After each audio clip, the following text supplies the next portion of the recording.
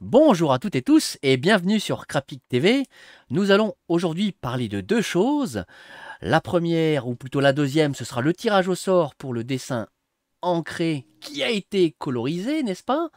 Mais avant, nous allons parler d'Atlantide, le fameux tome 5 qui viendra donc après. Bonjour Monsieur K, Hello! bonjour Mister B. Bonjour. Donc je vais afficher juste une petite image qui est celle de la page 1 du tome 1 Gévaudan en cours de campagne, où on voit Phil avec son bureau. Alors effectivement, il y a beaucoup d'éléments dans cette case, et notamment, si on regarde bien, il y a déjà l'affiche de Atlantide. Donc, pendant que je vais afficher la première et la deuxième page avec les détails par ligne, est-ce que vous pouvez nous en dire plus sur ce futur tome 5? Vas-y, je te Non, non, sentais vas-y, vas-y. inspiré. Alors, c'est le tome qui est en cours parallèlement donc, avec ce tome 1 donc, de la remasterisation des 4 premiers tomes. Donc, alors, bon, là, comme on doit être prêt pour le 15 juillet pour ce tome 1, là, le tome 5, il est vraiment très au ralenti. Mais du coup, c'est bien parce qu'on continue à réfléchir sur le scénario. D'autant qu'il va y avoir, celui-ci sera sous le.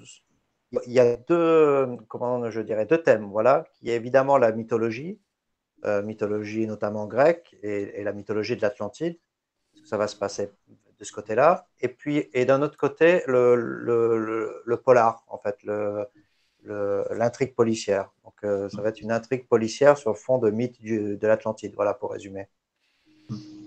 Voilà. Donc, ça demande de bien réfléchir à nos intrigues et tout ça. Là où on avait un truc un petit peu plus linéaire, le tome 4 était comme une chasse au trésor, donc c'était, on allait d'étape en étape. Là, il faut toute une enquête, donc il y aura les retournements de situation, Ah, c'est ça, en les plus. fausses pistes, etc. D'ailleurs, justement, par rapport à ça, est-ce qu'il y aura d'autres, comment dire, d'autres liens avec les autres BD de la décalogie ou est-ce qu'on peut pas Oui. en dire trop Non, non, il y en aura forcément. Oui, il y a À chaque fois, il y a un élément de plus qui permet de comprendre l'étendue de l'univers, en fait. Oui, c'est ça. D'accord. Il y a une dimension qui se rajoute, qui est importante, qui apparaît déjà un peu, on en parlait la dernière fois à la fin du tome 4. Il y a une nouvelle dimension spatio-temporelle. Et puis, il y a aussi une rencontre qui va, une rencontre avec un personnage qui va être sur un petit peu près sur tous les tomes et qui viendra du tome 10. Et ça sera dès la page 4 de Atlantide. Sans explication, sans rien, donc il faudra évidemment attendre un peu pour avoir les tomes suivants, pour avoir le fin mot de l'histoire. Ouais. Tiens, d'ailleurs là, j'affiche la page 2 et ceux qui connaissent le tome 4 reconnaîtront le personnage qui apparaît à l'écran, celui de la case 5 et 6 qu'on voit de dos au début et qui se retourne. Donc ça, j'en dirai pas plus. Et voilà. Alors c'est un personnage, oui, donc c'est un personnage qui apparaît dans le tome 4 et qui va réapparaître, c'est un personnage récurrent, mais qui est un de nos fans de la première heure, hein. Je ne sais pas s'il était vraiment là depuis les Gévaudan, mais je crois. En tout cas, c'est Bruno Ngarao, voilà, qui nous soutient toujours et qui avait participé, je crois que c'était au tome, bah oui, c'est ça, c'était au tome 3, avait pris une option où on pouvait apparaître. Donc il y en a d'autres, Romain Santiard, Julien Delmas, enfin il y a 3-4 personnes qui apparaissent dans ce tome 4, Enfin, Hmm. dont Bruno Ngarao, et la chance ou la malchance d'avoir un personnage qui va devenir récurrent. Donc, Ouais, moi, je pense que c'est plutôt une chance. je pense aussi. Mais c'est pas bon. le super gentil de l'histoire, Ouais, mais c'est quand toujours même. plus sympa. C'est toujours plus sympa de jouer les fripouilles dans les méchants, dans les histoires. Et, Ça dépend. C'est les rôles à Oscar, ça. ouais. Et donc là, j'ai fini mon affichage parce que oui, je rappelle, les auteurs ne voient pas ce que j'affiche. Donc c'est toujours un peu compliqué. Là, on est dans les coulisses des coulisses de la vidéo et non plus seulement que de la BD. Et la dernière case de cette page 2 affiche un cri et un bruit, une détonation de pistolet, on imagine. Et donc voilà, c'est sur ce suspense que j'ai fini mon affichage. Et est-ce qu'on pourrait en savoir plus, notamment sur votre travail de historique, n'est-ce pas, de recherche d'informations sur cette partie de Atlantide? Sur l'Orient Express en particulier Bah, ou en alors, général? l'Orient Express, c'est vrai que pour ceux qui connaissent le cercle et des chrononautes sur Facebook, ils ont vu énormément d'informations déjà, mais pour celles et ceux qui nous rejoindraient que maintenant, il y a tellement à dire déjà rien qu'effectivement sur cet Orient Express, ou alors carrément l'Atlantide, le titre de l'album. Mais comme vous voulez, c'est votre émission, Ah, les amis. sur l'Orient Express, très vite, et puis après, Phil pourra Hmm. parler de l'Atlantide. Sur l'Orient Express, donc ça va être les 10 premières pages, puisque chaque tome commence avec un premier chapitre qui est toujours un peu en dehors. C'est la croisade, la première croisade, par exemple, dans le tome 2 avant Jérusalem. Donc voilà, donc là, on est dans une ambiance Orient Express à fond, donc en 1938 toujours. C'est là qu'on a quitté nos personnages dans le tome 4. Et donc, c'est une période, on est 4 ans après le Crime de l'Orient Express, la sortie du livre. Euh, alors après, on ne veut pas évidemment trop raconter et laisser la surprise quand l'album sera fini.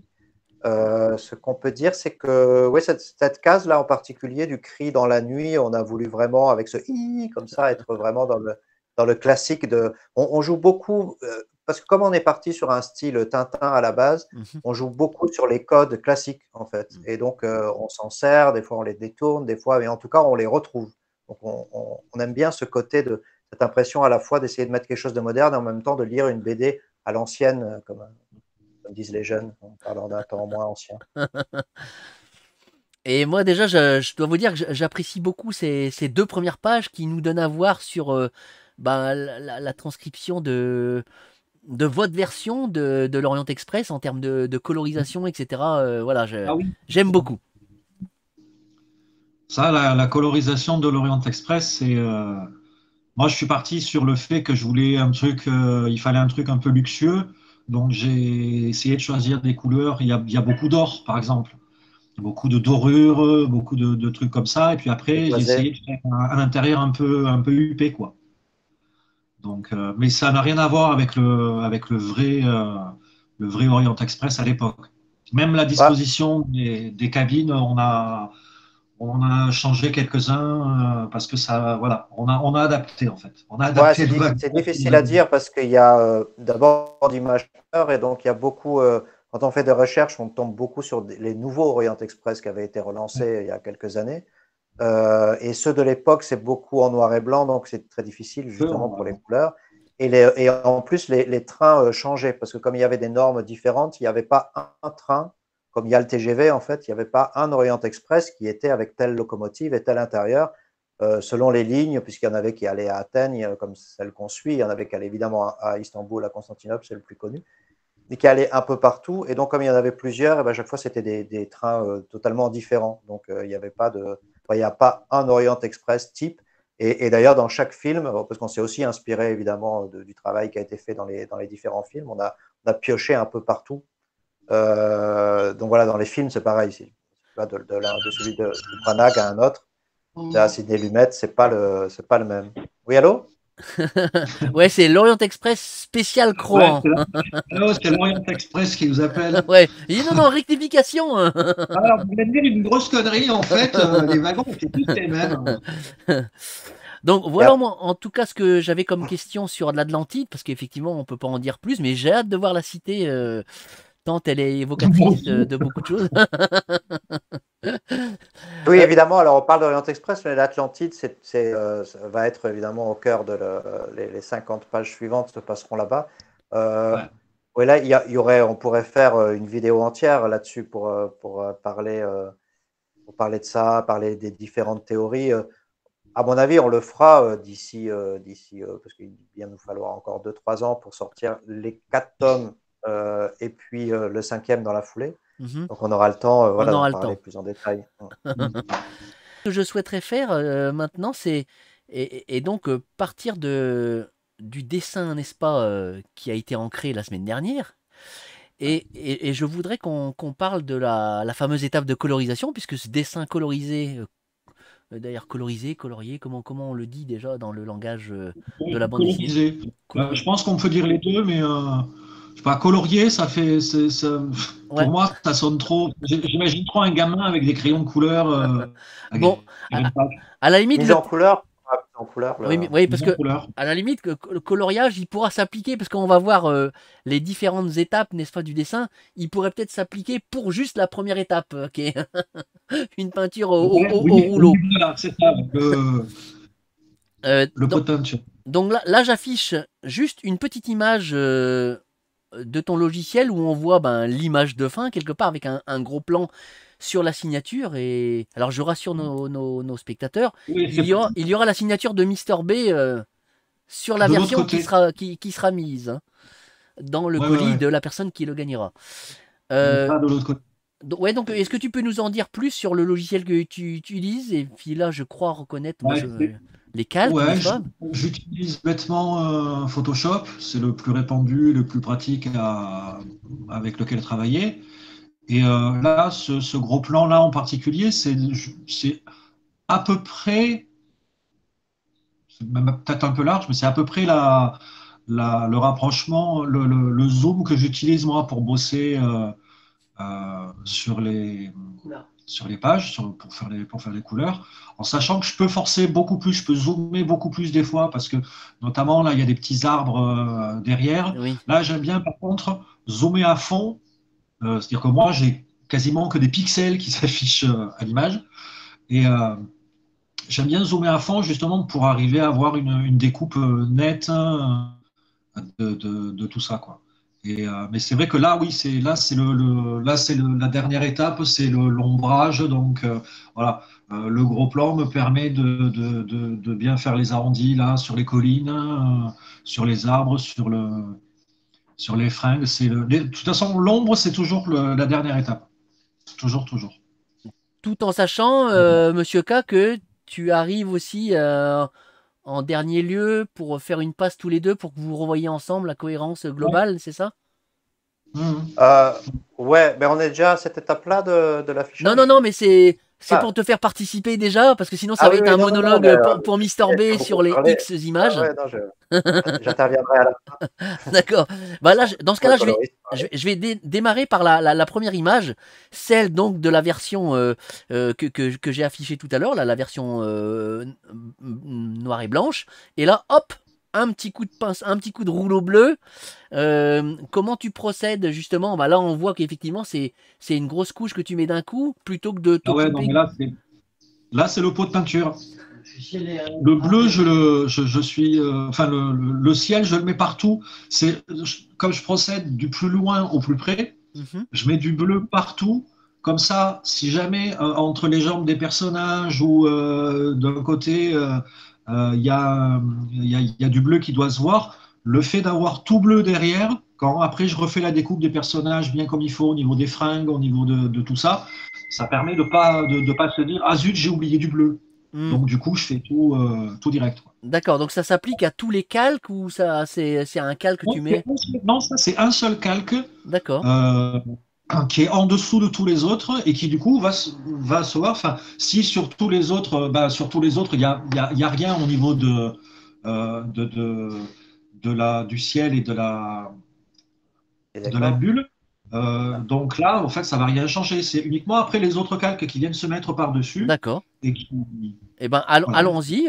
Mettons un deuxième calque et hop, là, on voit apparaître, n'est-ce pas, la colline verte et la grotte avec Et ce que, la ce que grotte, ouais. j'appellerais un espèce de Donc là, rose. pareil, simple. Bon, on voit en bas sur le gazon que j'ai dépassé, Mhm. mais parce que ça va être recouvert après par le gazon. Donc que ça dépasse sur le gazon, c'est pas un souci. Par contre, après le gazon, une fois qu'il y est et qu'il dépasse, là, je détourne et je le recolle, enfin, je le remets comme il faut. D'accord. Mais le fait qu'un calque en dessous empiète sur un calque qui va être au-dessus, ça pose pas de problème. Ouais. Et puis ça serait trop l'air de toute façon. Et puis il vaut mieux, par rapport à la découpe après, il vaut mieux qu'il y ait une partie qui Ça déborde. soit qui dépasse. Comme ça, après, quand tu fais ton détourage, t'es pas embêté, quoi. Il Ouais. n'y a pas de Ouais, parce que bleu qui dépasse, quoi. dans cette image 2, on voit notamment à côté des oiseaux sur la droite, là, effectivement, ça dépasse un peu au niveau des collines et ça empiète un peu sur le ciel. Mais là, je vais afficher la troisième image et là, hop, c'est ce que tu disais tout à l'heure, on voit apparaître le gazon qui n'est pas maudit sur ce coup-là. Et qui donc est une belle petite zone qui englobe les pieds de nos héros préférés, n'est-ce pas? C'est ça, c'est ça. Ensuite, Et après, de toute façon, il y aura le calque des habits qui va venir cacher tout ça, quoi. voilà, alors là, je vais faire la technique de dessin animé en passant de l'image 3 à l'image 4. Et là, vous pouvez tout de suite voir que l'herbe a été très ciselée, n'est-ce pas, à la micro-tondeuse pour s'arrêter dans la bonne zone, même si les Ouais. jambes des personnages sont encore colorisées de ce vert. Et hop, et là, vous voyez, j'affiche donc l'image suivante où là, par technique du dessin animé, on revient à ce que tu disais tout à l'heure sur l'affichage des arbres au fond, et ce petit caillou qui se colorise de la même Le couleur. petit caillou. Et il y a aussi des effets sur la grotte. Ah oui, exact. Et là, je fais Il y a exprès aussi des effets sur la la grotte. technique. On commence les effets sur la grotte. Alors là, c'est pas du tout au niveau de l'ombre, c'est juste au niveau de. J'ai pris un gris plus sombre pour faire cet effet-là. Après, il y aura beaucoup d'effets. Je crois qu'il y a deux ou trois calques d'ombre. Deux calques d'ombre pour la grotte. Mais D'accord. là, j'aime bien faire déjà des petites zones comme ça sur les arêtes, notamment des rochers pour les rendre plus visibles. Alors là, hop, et voilà. Là, je fais apparaître l'image 6. Et du coup, nos personnages n'ont plus leur peau bleue de Schtroumpf, mais une peau qui ressemble à bientôt leur peau finale. Peau d'Atlante. Pareil que pour tout le reste, hein, je fais d'abord des gros pâtés, Ouais, donc en prenant évidemment toute la peau. Et après, je détourne notamment, je détourne uniquement au niveau de tout ce qui ne va pas être caché. d'accord. Par C'est-à-dire que exemple, les mains, généralement, comme elles sont là, elles sont au niveau des habits. Donc, une fois qu'on passe au casque, au calque des habits, je ne découpe pas la couleur de la peau.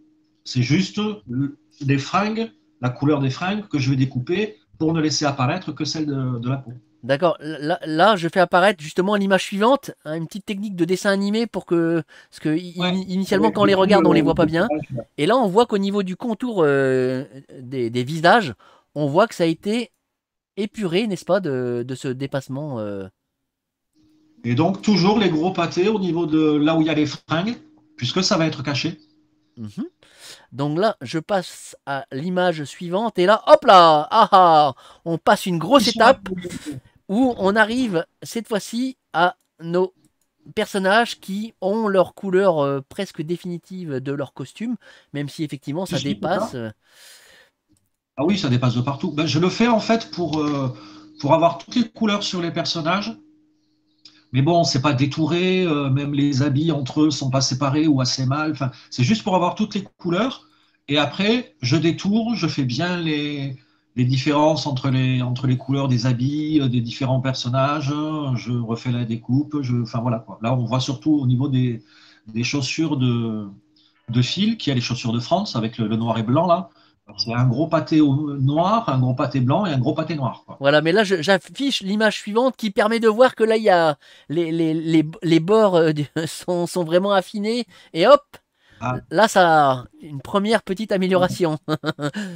là, Euh, alors, ça, c'est uniquement détouré. On voit encore qu'à l'intérieur, il y a des mains mm, qui sont pas complètement couleur peau. Même les fringues entre elles, il y a des endroits où ça dépasse. Mais ça, oui. je le fais après. Alors D'abord, je détourne et après, je rectifie le. bah voilà, la preuve par l'image, n'est-ce pas? Et là on le voit, les mains Du coup, de nos trois personnages on n'a pas sont l'impression que ça a parfaits. son. Et c'est vrai que la technique dessin animé, c'est quand même pas mal pour voir les différents changements Oui, qui s'opèrent. Là, je passe à l'image suivante. Et là, hop là, il pareil. y a les couleurs de cheveux qui apparaissent. Ouais. Pareil, pas détouré, hein, c'est juste des gros pâtés, manière de savoir quelle couleur va sur quel personnage, et après je détourne. Voilà, avec les sourcils en hommage à Emmanuel Chin qu'on peut voir. Mais sur l'image d'après, une fois détouré, on se rend compte qu'en fait, il n'a pas du tout des sourcils comme ça. Ah non, et là, Il n'y a que Franck. on voit même que Franz, il a une petite coupe de cheveux assez bien réussie, ma foi. Et, Ouais. et Phil a gagné aussi en épilation sourcilière. Épilé de malade. Ensuite, j'affiche l'image suivante. Et là, qu'est-ce qu'on voit? Eh ben, on voit que le pied gauche de Franz. Ça, c'est ce que j'appelle c'est ce que j'appelle mon calque accessoire, c'est-à-dire tout ce qui n'est pas ni de la peau, ni des cheveux, ni des habits. Alors ça comprend plein de trucs. Là, bon, il y a le sac, Oui, la canne, ouais. la montre et la boue sur le pantalon de Franz. Mais sur ce calque-là, je peux aussi, selon les pièces que je fais, enfin selon les cases que je fais, ça peut aussi contenir des bouquins ou des artefacts, notamment sur Paris. Sur Paris, j'avais même été obligé de faire plusieurs trucs. Un calque bouquin, un calque artefact, un calque accessoire, enfin, parce qu'il y en a, surtout sur la fin, dans le château de Levelsburg, il y en avait beaucoup, beaucoup. Donc là, j'avais été obligé de séparer. Mais sinon, voilà, j'ai juste un calque accessoire qui regroupe tout ce qui ne fait pas partie du reste. D'accord. Et les lunettes de Bernard, enfin les lunettes de Franz qui sont Les passées lunettes, ouais. chez Bernard. Et là, hop là. Et là, on voit qu'effectivement, là, c'est la bouche de Franz qui se colorie en blanc. Et puis les dents qui apparaissent de Bernard. Alors, c'est un calque qui fait, en fait, je ne sais pas pourquoi j'ai pris cette habitude, mais c'est un calque sur lequel je fais les bouches et les yeux. Oui. Bah, il s'appelle Yosh. Ça. Il s'appelle Yosh, le calque. Le Yosh. Il y a Yosh. bois, herbe. Chaque fois, parce que peut-être tu l'as pas expliqué, mais chaque fois, il met des calques différents. Donc, il y a vêtements, quasiment à chaque image qu'on a vue, là, chaque image qu'on a vue, ça représente un calque. En fait. D'accord. Donc, je crois, au final, il y a une douzaine de calques, je crois. Il faudrait que je vérifie. Je peux monter beaucoup plus haut. Hein. Là, rien que pour le paysage, j'ai quoi? J'ai le ciel, l'arrière-plan, le gazon et les cailloux et les arbres au fond. Là, j'en ai que 4. Ouais. Mais pour les pages d'Atlantide dans l'Orient Express, je crois que j'en ai 8 ou 10. Ouais. Ah oui, bah la première page avec le train, avec les champs, les couleurs de champs, etc. Ouais. Là, j'en ai 8 ou 10 parce que même à l'intérieur du train, il faut beaucoup. J'aime bien séparer les trucs comme ça. Si j'ai un élément à retoucher, je suis pas obligé de retoucher toutes les couleurs qu'il y a autour. Là, j'avais eu on s'était posé la question par rapport aux lanternes dans l'Orient Express, savoir quelle couleur on les faisait. Bon, mais ça a changé pas mal de fois. Et là, j'étais content d'avoir un seul calque pour les lumières, parce que justement, du coup, j'ai pu ne retoucher que ces trucs-là. D'accord. J'ai eu un seul calque à refaire. Ouais. Là, je passe au calque suivant et qui fait donc apparaître la bulle. La bubule. La bubule. La bubule en blanc-blanc, qui est effectivement toujours au rouleau pour la première et qui va donc s'affiner avec la suivante. Voilà. Je regarde. Technique dessin animé, non, il n'y a que ça sur ce calque-là. Non, il y a que ça. Oui, sur celle-là, il n'y a vraiment que la bulle. Ça, c'est JC qui m'a habitué à avoir un calque séparé uniquement pour faire le blanc des bulles. D'accord. Donc, voilà. Alors parce que généralement, je fais les bulles sur un truc à part. Donc, là, je vais passer au suivant. Ça permet de les déplacer à volonté. D'accord, oui. Alors, hop, et là... Alors, oh là, ah oui, c'est mon ordi qui lag. Là, on voit que il y a les ombrages qui apparaissent. Première couche d'ombre. Ouais. Donc on voit l'ombrage principal, on va dire, sur les persos. Encore que là, il est pas, il est fait un peu grossièrement. Hein. C'était manière de montrer quand je le fais, parce qu'après, il a été retouché. Ah bon, mais il y a aussi quelques ombres sur les collines. Il y a déjà commence à avoir des ombres sur la grotte. Oui. Sur le petit caillou il y a pas aussi. encore les ombres au sol. Je les ai rajoutées après, les ombres au sol. Et là, je Et, passe à la suivante. Et là, on voit. et la suivante, c'est le deuxième calque de. Oui, donc là, Deuxième calque. on voit qu'il y a de l'affinage dans certains endroits. Sur la grotte, elle est un peu plus foncée, de fait. Ouais, Mais c'est vrai qu'il y a plein à voir partout, en fait. Donc c'est pour ça que je oui, bouge beaucoup les images pour qu'on se rende compte des changements. Parce que sinon, quand tu regardes, si je les avais mises côte-côte, les images, ça aurait peut-être été moins évident de voir justement ce jeu des 7 erreurs, là. Des 7 différences, ouais. plutôt. Ah, des fois, il y en a plus, hein. Mais et oui, on voit effectivement. Alors là, donc je passe à la suivante. Et là, hop là. Là, ce qu'on voit, c'est que ben, le dessous du chapeau, il s'éclaircit. Sauf si je me suis trompé dans l'ordre des images. Non, c'est pas éclairci. Normalement, il doit être assombri. Ouais. Donc, bon, je peux m'être trompé dans l'ordre, hein. Pas taper, pas taper, pas taper. Euh, C'est pas grave. Alors, normalement, si tu les mets si tu les as dans l'ordre, normalement, là, celle que tu montres, le dessous du chapeau devrait être plus sombre, Alors, attends. Voilà, ça y est. avec une ombre en plus sur le visage de Phil. Ouais, on est d'accord. Je m'agourais. Pas Effectivement. trompé. Oui, pas trompé. Et oui, puis en plus, on voit effectivement au niveau des pieds, on voit l'effet d'ombre également. Ouais, que Ensuite, j'ai rajouté après. voilà. Et là, hop là. Et là, un petit éclaircissement de dernière minute global. Et nous sommes arrivés à la dernière image de ce que j'ai à montrer, n'est-ce pas?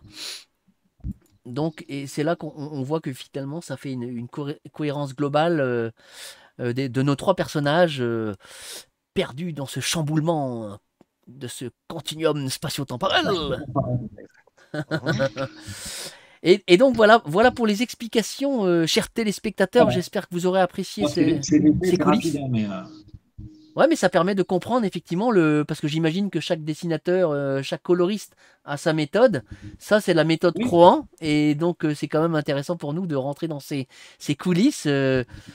Et puis depuis le temps qu'on en parlait, bah voilà, ça y est, c'est fait. Avec tous On a ces vu à calques, l'œuvre. ce qui fait qu'il y a Mister B est aussi Monsieur Calque. Voilà. Monsieur Calque. Ah. Donc, moi j'ai fini pour mes questions. Si tu as autre chose à rajouter, Mister B ou Monsieur K, je n'ai pas des questions. bon. Non, non, pas plus. Bon, bah alors nous allons pouvoir passer au tirage au sort, n'est-ce pas? Allez. Pour Et gagner la version imprimée. voilà, donc là, Oui. j'affiche à l'écran donc tous les noms hormis bah, ceux qui ont déjà gagné les précédentes fois. Puisqu'il y en avait eu le crayonné, on avait eu l'encré et on avait eu l'aquarelle. Donc voilà. Donc là, ça va être notre quatrième gagnant et qui est donc issu de la liste juste avant qu'on ait tourné la vidéo. J'ai fait une extraction de la campagne.